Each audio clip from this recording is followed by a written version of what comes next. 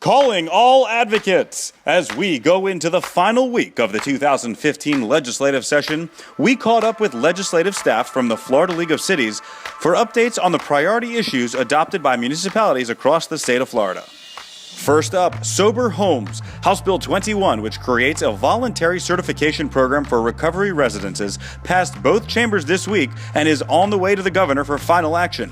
We want to thank Senator Jeff Clements and Representative Bill Hager for their leadership on this issue. As far as homelessness goes, HB 379 was filed. Unfortunately, it was never heard in the subcommittee that it was referred to first. Our Senate bill is SB 1500 by Senator Latvala. That bill has passed through multiple committees and is still in play at this point. I think that if we don't get our dedicated funding language, I still think that there will be an allocation in the budget for challenge grants, so that should be a benefit to cities. We look forward to working on this issue in the future, but I'd like to take some time to thank our committee chair, Mayor Willie Shaw from the City of Sarasota, and our Vice Chair, Dan Daly from the City of Coral Springs. Thank you and the rest of the members of the Urban Administration Committee for your hard work. Next up, energy, environment, and natural resources. We had two priorities this year, the first being stormwater fee funding. Unfortunately, that priority did not get off the ground. There was no appetite in either the House or the Senate to take that issue up, so we look forward to pursuing it again next year. Our second priority had to do with water quality and water quantity. Water quality and water quantity became quite an expansive topic discussed in the 2015 legislative session. There are a couple bills out there currently that would affect local governments and really affect only those local governments the most in terms of whether or not they have a first magnitude spring within their jurisdiction. The House Bill 7003, passed the first week of session. The Senate bill is Senate Bill 918 by Senator Dean. That is a 150-page comprehensive piece of water legislation.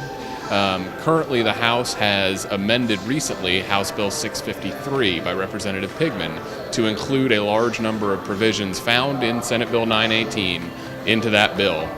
There's a little bit of chess going on as we speak in terms of which bill will actually pass. I'd like to send a particular thank you to Commissioner Sarah Shaw, our Vice Chair from the City of Kissimmee, as well as our Chairman, who's done an excellent job leading our committee, Mayor Sam Henderson from the City of Gulfport.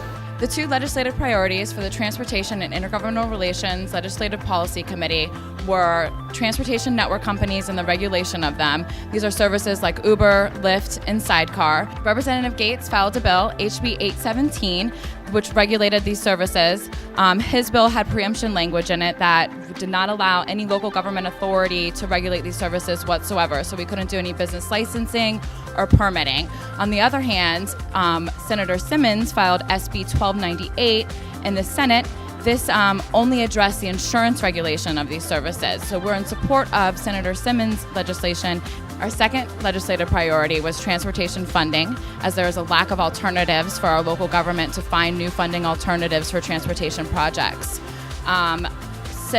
Senator Brandes filed SB 1554, which is a transportation package, and in there they had a provision that required the Center for Transportation Research to conduct a pilot program and a study addressing alternatives for vehicle lane miles traveled as a transportation funding mechanism. We're in support of this language. However, it was supposed to be heard in Senate Appropriations last committee meeting, and they ran out of time, and the bill was not heard. However, we're looking for alternatives to amend it to other bills that are germane to this legislation in hopes that we can move this piece through. I just want to give a quick shout out and thank Judy Davis from the City of Riviera Beach, as well as Councilman Charles Barr from the City of Pensacola for really leading the charge this year and their leadership in all the development process for the Transportation and Intergovernmental Relations Policy Committee. Next up, enterprise zones. The first priority dealt with enterprise zones. This year, unfortunately, the outcome for enterprise zones is not looking very good. The House has taken a position in House Bill 7067 that they would not continue the current enterprise zone program with state funding. They would replace it with a local enterprise zone program that would remove certain business regulatory hurdles to new businesses within zones. These would be optional and cities would not have to adopt them, but if they did, they would not be able to impose things such as impact fees or local business taxes on these businesses. On the Senate side, Senate Bill 1214 has taken some language dealing with enterprise zones in order to continue offering incentives to those businesses that have recently moved into enterprise zones since they've made the capital investment to locate into Florida and into these distressed areas. It would be the position of the Senate to continue these incentives for 3 years. The other priority that was adopted by the Growth Management and Economic Affairs Committee deals with developments of regional impact, or DRIs.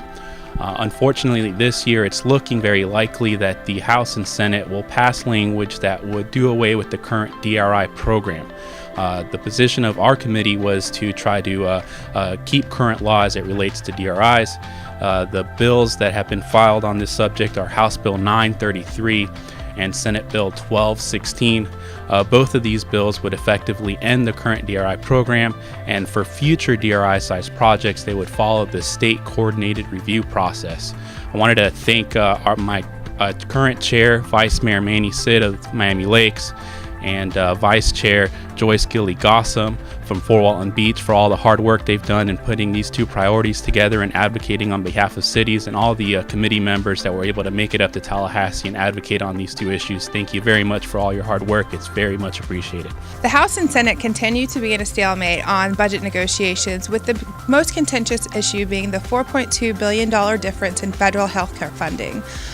Most issues related to any sort of appropriation, including tax cuts, have been pulled into that stalemate. Senate Bill 110 by Senator Huckel contains a 3.6% reduction in the CST. This bill does include a hold harmless provision that will protect the potential impacts to municipal revenue sharing. The House has a larger tax cut package, House Bill 7141, which includes identical language. But as I said, both of those issues are tied up in the budget stalemate, so more to come on that. There is currently no legislation that has been filed that will reform or repeal the local business tax, so this continues to be on the good work you have done over many years regarding the importance of this revenue source. In regards to the local pension reform, the Senate took up Senate Bill 172 by Senators Ring and Bradley.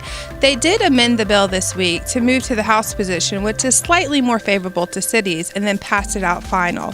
And finally, I would like to give a big thank you to the leadership of the Finance, Taxation, and Personnel Policy Committee.